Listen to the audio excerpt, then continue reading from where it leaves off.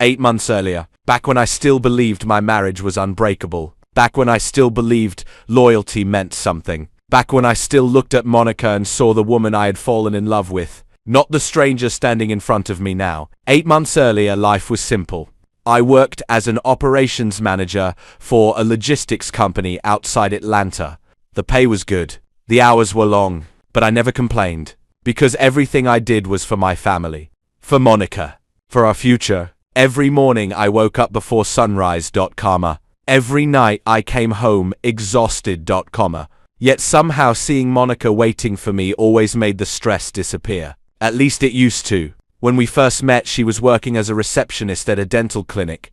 She had dreams, ambition, energy.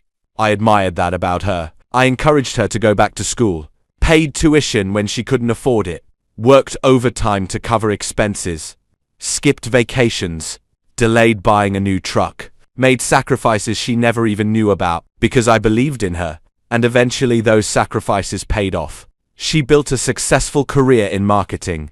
Her salary increased, her confidence grew. Everything seemed perfect, until little things started changing. At first it was almost impossible to notice. A late-night text message, a smile at her phone, a password change, a sudden need for privacy. Nothing serious, nothing obvious, nothing that screamed betrayal, just enough to make me uncomfortable. One night we were watching television when her phone buzzed. She grabbed it so quickly that I barely saw the screen. But I did notice one thing, the smile. It wasn't the smile of someone reading a funny message. It was the smile of someone thinking about another person. That smile stayed in my head for days. A week later, I asked her about it. She laughed. You've become paranoid. Maybe she was right. Maybe I was imagining things, so I ignored it. But the strange moments kept coming. More late-night texts, more hidden phone calls, more unexplained absences. Then came the gym membership. Monica had never liked exercising. Suddenly she was spending 2 hours there every evening, buying new outfits, taking selfies, posting motivational quotes. At first I thought she was simply focusing on herself, trying to improve, trying to stay healthy. Then I noticed something strange. She never posted photos from inside the gym, only from the parking lot, only before arriving, or after leaving, never during. It seemed odd, but I still trusted her, because trust is what marriage is built on, or at least that's what I believed. Then one Saturday afternoon, everything changed. I was cleaning the garage when Monica's sister called. Angela. We'd always gotten along. She sounded nervous, almost scared. Marcus, she said quietly, I think you need to know something. My stomach tightened. What is it? There was a long silence. Then she spoke. I saw Monica having lunch with Darren. I froze. Darren. A name I hadn't heard in years. Her ex-boyfriend. The man she dated before meeting me. The man she once described as a mistake. The man she claimed she never wanted to see again. What do you mean? I asked. Angela hesitated. I didn't want to believe it. My heartbeat accelerated. Angela. They weren't acting like old friends. The garage suddenly felt smaller. Hotter. Harder to breathe in. What exactly did you see? Another pause. Then words that changed everything. They were holding hands. I couldn't speak. I couldn't think. I couldn't move. For 11 years I had trusted my wife completely, and now a single sentence was threatening to destroy that trust forever. Angela continued talking, but her voice sounded distant, like it was coming from another room, another world. All I could hear were those 3 words. Holding hands. Together. That night Monica came home smiling, relaxed, happy. She kissed my cheek, asked about my day, acted completely normal. Meanwhile, I sat across from her at the dinner table wondering if the woman I loved had been lying to me for months. I wanted to confront her. I wanted answers. I wanted the truth. But something stopped me. Instinct. Because for the first time in our marriage, I realized there was a possibility that I didn't know my wife at all. And what I discovered over the following weeks would prove that fear was justified. Because 3 nights later, while Monica was sleeping beside me, a notification appeared on her phone. A message. One name. One name that instantly made my blood run cold. Darren. And the preview text underneath his name. contained 6 words that changed everything. I can't stop thinking about us. Double quotes, comma. I stared at the glowing screen for what felt like an eternity. I can't stop thinking about us. Double quotes, comma. 6 words. That was all it took. 6 words to shatter 11 years of trust. 6 words to make me question every conversation, every smile, every late-night excuse Monica had given me during the previous months. Beside me, she slept peacefully. Calm, comfortable, completely unaware that her secret was beginning to unravel. For several seconds, I simply sat there in the darkness. My heart pounded against my chest. Part of me wanted to wake her immediately. Part of me wanted to grab her phone and demand answers. But another part of me needed the truth. The whole truth. Not excuses. Not half-truths. Not carefully prepared lies. The truth.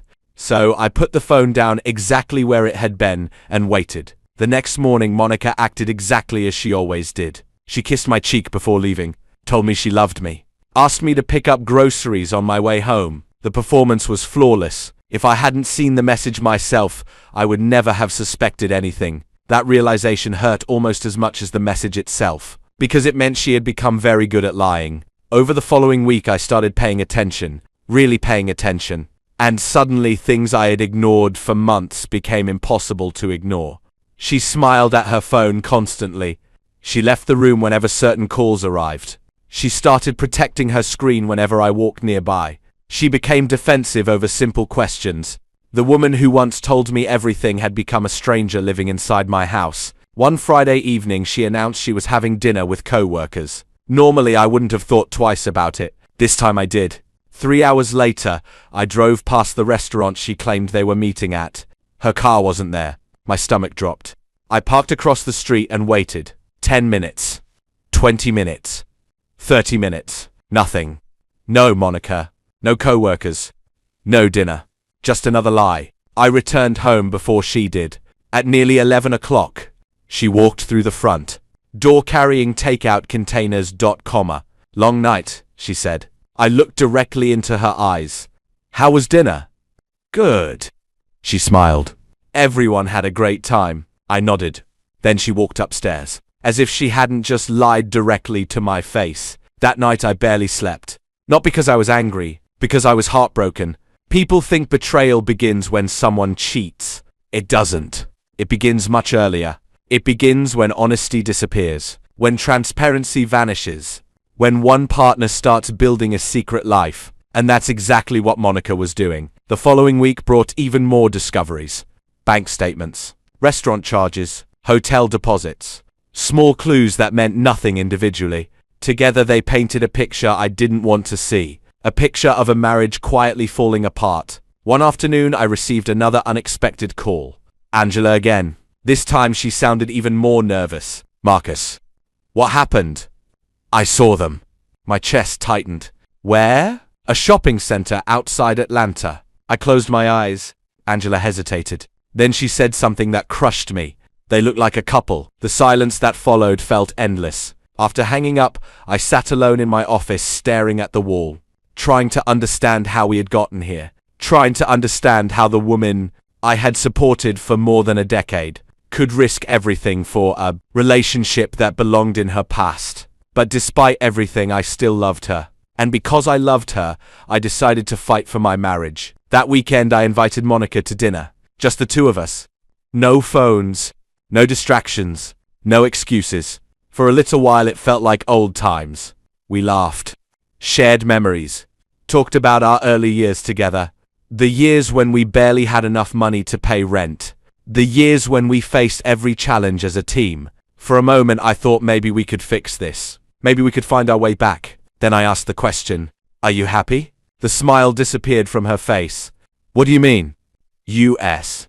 She looked away. That was all the answer I needed. Because happy people don't avoid questions like that. Happy people don't hide.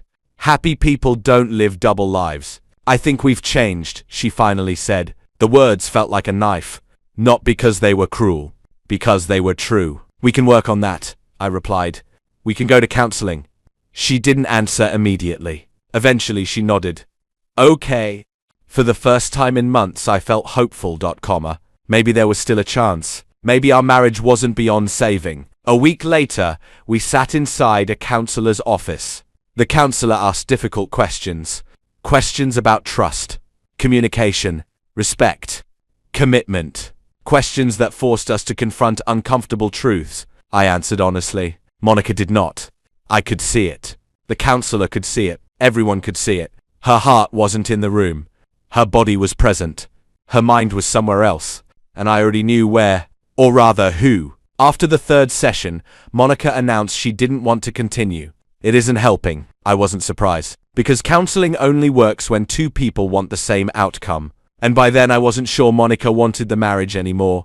A few days later came the moment that changed everything. I arrived home early from work. The house was quiet. Monica's car was gone. Nothing unusual. Then I noticed her tablet sitting on the kitchen counter, unlocked. A message notification appeared. I froze. The sender's name was Darren. For several seconds I stared at the screen. Then I looked away, then back again. The message preview was visible. And what I read made my entire body go cold. 5 days together. Just you and me. No interruptions. No husband. I felt sick. Physically sick. The room spun around me. For months I had hoped I was wrong. Hoped I was exaggerating. Hoped there was some innocent explanation. There wasn't. The truth was finally standing directly in front of me. Monica wasn't confused. She wasn't lost. She wasn't trying to save our marriage. She was planning an escape with another man. That night I confronted her. Not with anger. Not with accusations. Just the truth. I know about Darren.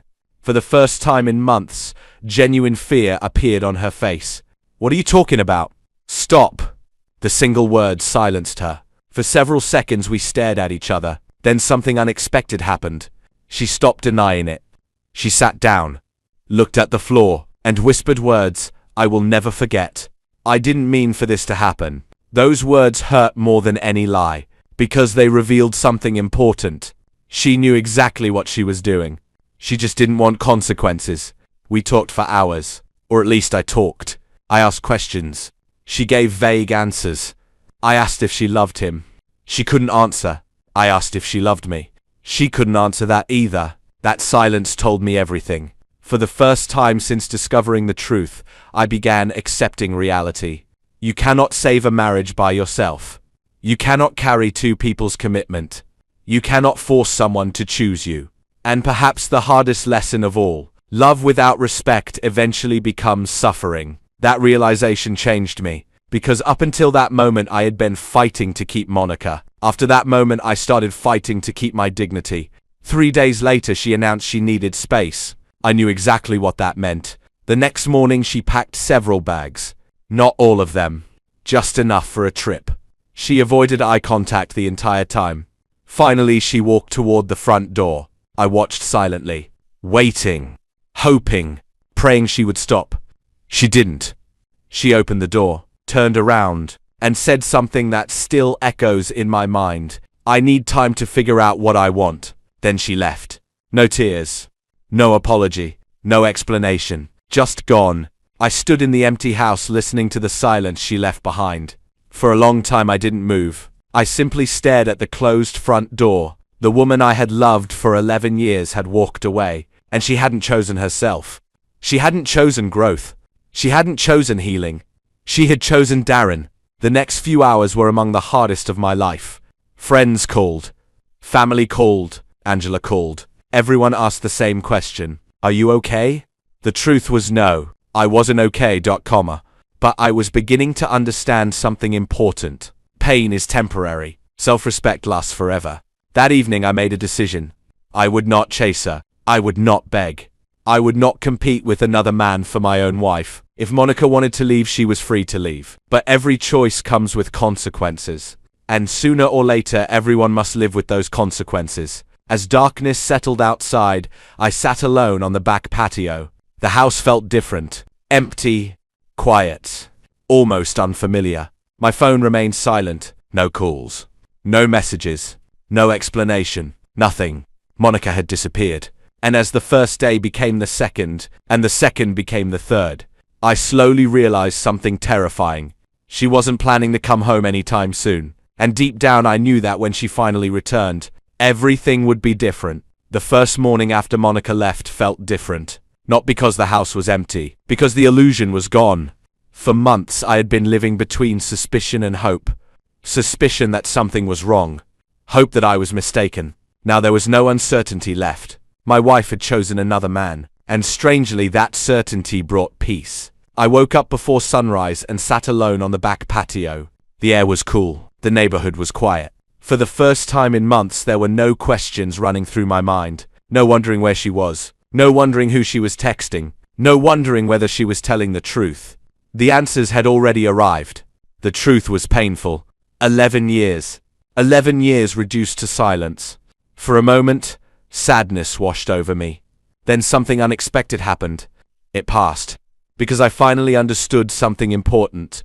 You can love someone deeply and still accept that they no longer belong in your future. Later that morning, I met with an attorney. Not because I wanted revenge. Not because I wanted a battle. Because I needed clarity. The attorney listened carefully. When I finished explaining everything, he leaned forward. Marcus, the most important decision you'll make is emotional, not legal. I frowned. What do you mean? You need to decide whether you're preparing for reconciliation or preparing for reality. The words stayed with me long after the meeting ended, because deep down I already knew the answer. Monica had spent months preparing to leave. I needed to start preparing to move forward. That evening, Angela called. She sounded exhausted. I tried talking to her. I remained silent. She won't listen. I wasn't surprised. Monica had always been stubborn. But lately it had become something worse. Pride. The kind of pride that convinces people they can avoid consequences.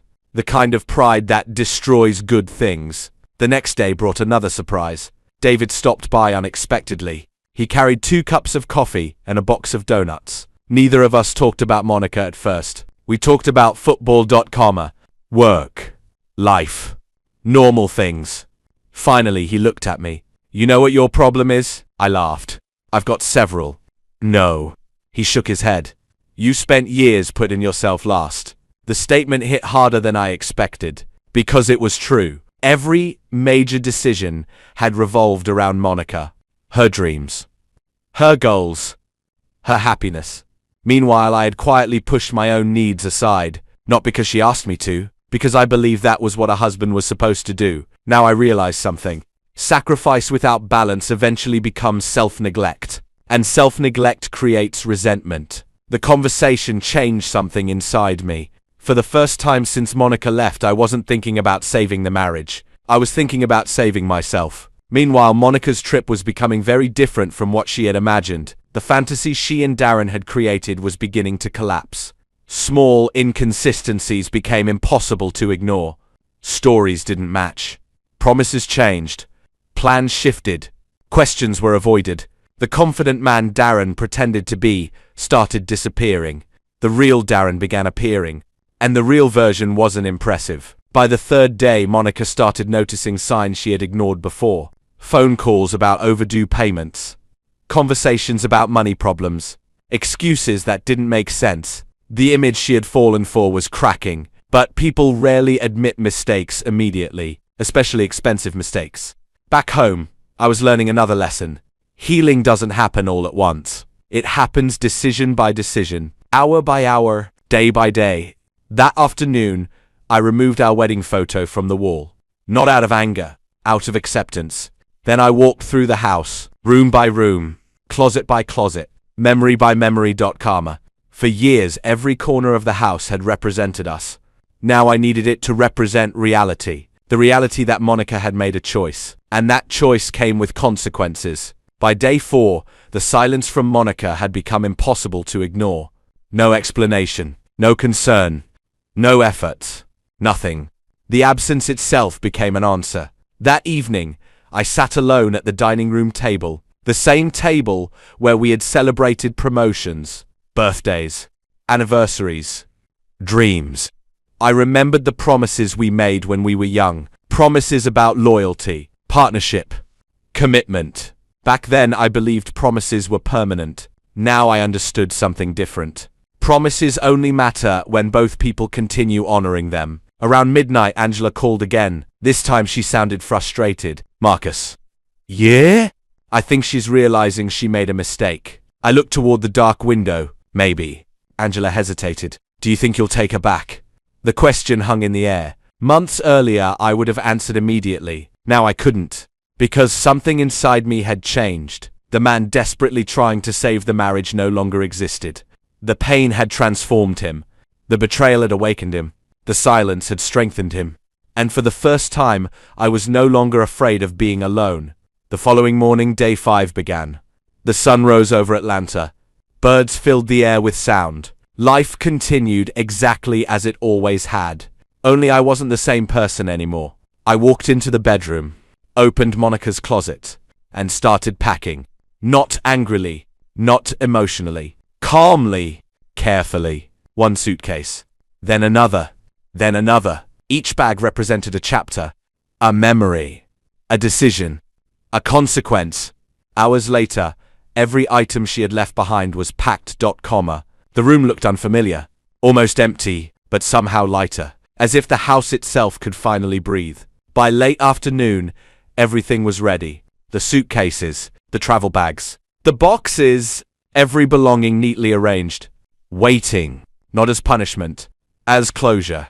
Because closure isn't something someone gives you. Sometimes you create it yourself. As the evening approached, my phone finally rang. Angela. Her voice was tense. Marcus. What happened? She's coming back. I looked toward the driveway. A strange calm settled over me. No anxiety. No excitement. No fear. Just certainty. The fantasy was over. Reality was returning. A few minutes later, I heard the distant sound of an engine. Then another. I stood slowly. The setting sun cast long shadows across the neighborhood. A black SUV appeared at the end of the street, moving steadily toward the house, toward the life Monica had abandoned 5 days earlier. As the vehicle approached, I remained completely still. The driver slowed. Monica looked through the windshield, and then she saw them. Every suitcase, every bag, every box, lined up neatly across the driveway. For a brief moment, she looked confused, then shocked, then terrified, because in that exact second, she realized something she had never believed possible. I hadn't spent 5 days waiting for her. I had spent 5 days learning how to live without her. Monica froze. The SUV rolled to a stop at the edge of the driveway, but she remained inside, staring. Every suitcase she owned sat neatly arranged in front of the house. The pink luggage set, the designer bags, the carry-ons, everything. For a moment, nobody moved. Then Monica opened the door. What is this? Her voice trembled. I stood near the garage with my arms folded. Calm. Silent. Certain. The same certainty that had taken me 5 painful days to find. Darren stepped out from the driver's side. Unlike before, his confidence was gone. His shoulders were tense. His eyes avoided mine. He knew exactly what this looked like. And for the first time, he seemed uncomfortable being part of it. Monica walked toward me. Marcus, what are you doing? I looked directly at her. What does it look like? Her eyes widened. You can't be serious. For years, I had imagined what this moment might look like if betrayal ever entered my marriage. I thought there would be screaming, anger, arguments. Instead, there was peace, because the hardest battles had already happened inside me. The decision was made. The grieving was done. The acceptance had arrived. Marcus, let's talk. We are talking. She glanced toward the house, then back at me. You've put all my things outside. Yes. Why? The question almost surprised me, as though she genuinely didn't understand. As though disappearing, with another man for 5 days, should have produced no consequences. I took a slow breath. Because you left. Her face hardened. I came back. The statement revealed everything. She still believed returning erased what happened. She still believed she could leave and reclaim her old life whenever she wanted. But life doesn't work that way. Trust certainly doesn't. You didn't come back because you chose me. Her expression changed. You came back because whatever you expected out there didn't happen. Silence. The truth landed harder than any insult ever could. For several seconds she couldn't respond, because deep down she knew I was right. Darren shifted awkwardly behind her. Then something unexpected happened. He spoke. Maybe I should leave. Monica immediately turned toward him. The panic in her eyes was impossible to miss. Darren, But Darren was already backing away. For months he had enjoyed being the fantasy, the exciting alternative, the escape. Now he was standing inside the reality he helped create. And reality was far less appealing.